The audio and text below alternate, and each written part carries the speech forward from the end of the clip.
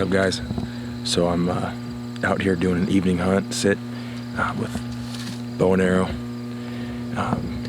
I got a beautiful spot here, despite the deep noise that this thing's making. So we came in by boat up through here. I had a buddy sit here just the other night and said that he saw just about 10 different doe come up through here. So it looks a little weird. It's a pump site. All these ag fields up here. There's soybeans up here, and a couple different crops up this way. So he had a lot of movement out this way. The other night he was sitting here. So I've got a good spot braced up behind some wooden posts and whatnot. My wind is cutting. It'll be skirting, and I'll have to shoot them quick whenever they come in through here if I'm gonna get a good shot, because they're gonna be crossing right here to my left, or to my right actually. So yeah, deer been moving. Just about 7 o'clock around here, so we're gonna see what happens. I got a buddy who's sitting in a tree stand. So I walk up that way, cut hard right. We saw some bucks come out into the bean fields the other night, walk that fence line. So he's sitting up on top of those. His wind is good for that as well.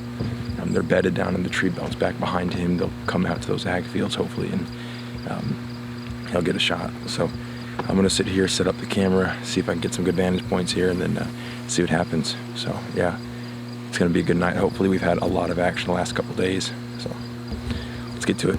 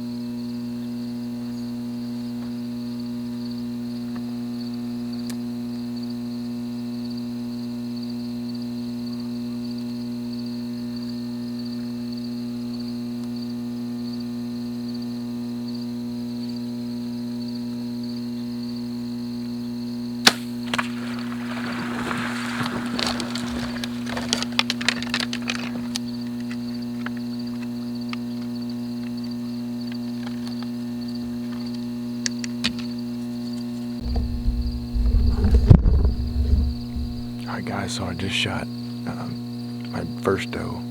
I can't tell if it was a bad shot. It looked like it was kind of under her, so I'm not sure at the moment. I was filming back behind me. There was that buck, so I had my eye on that buck for quite a while. Then a rooster pheasant came right out in front of that buck, and I was trying to get them interacting, because they did. They looked at each other, kind of felt each other out, and that buck took off, not real fast. And then as soon as I look back, there's two doe down here feeding by the water, and so I zoom into the first one. So when I pull back, that it'll be a nice clear shot for the camera. But as soon as I pull back and get over there, she kind of turns away. So I go for the further one and took a shot. And she's definitely that arrow touched her. I just can't tell where. So I'm gonna go up and see if I can find the arrow. I think I see it floating on the top of the water there. Yeah, and see what happens. My buddy up the hill, Colton, he saw me shoot her, and he saw her get hit. So I'm gonna walk down there and see what we can find. So, man, incredible night. Roosters cackling everywhere. That buck back behind me, just feeding. Got some great footage of that. So it'd be awesome to end the night with a dead doe. That'd be pretty cool. So I'm gonna walk over there and check it out. So I can see my arrow sticking out of the water. My buddy Colton said that more deer are coming, so just to sit tight, because I've got 2 doe tags I could fill and 2 buck tags I can fill. And I saw 2 doe hop over that hill just now. So I'm not real confident in that shot. It looked way low, and I can't tell on the screen, so I'm going to try to download it onto my phone and then try to see if we can see a better shot here on my phone. So we're just going to sit tight. I got another arrow knocked out, and I'm ready to shoot that one.